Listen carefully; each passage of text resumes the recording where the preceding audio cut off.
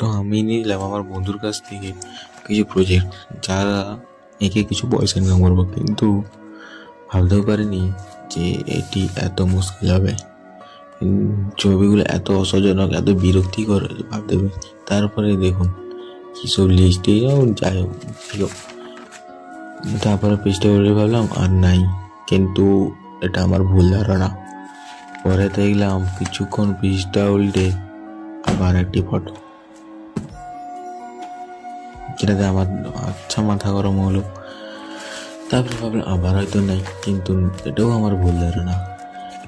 এগুলো হচ্ছে আমার করতে হবে না, এগুলো যে নিজে করে নেবে। বাট আবার কিছু কিছু ফটো যেটা দেখে সত্যি, আমি ছবি আঁকতে বসেছিলাম রাত 1টা বেজে 15 মিনিট হয়েছে, রাত জেগে আঁকছি, ভাবছি একদিনে শেষ করে দেবো, কিন্তু এটা আমার জন্য খুবই কঠিন ব্যাপার। কারণ এখন বলতে গেলে 3 থেকে 4 পৃষ্ঠা এখনো বাকি রয়ে গেছে। তো সেগুলো কমপ্লিট করতে আমার 1 ঘন্টা সময় লেগে যাবে।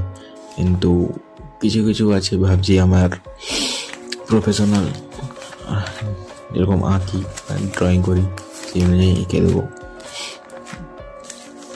তো কিন্তু তারপরে 2-3টে ছবির পর ফাইনালি ছবি আঁকা শেষ হলো। তো গুড বাই ব্রো।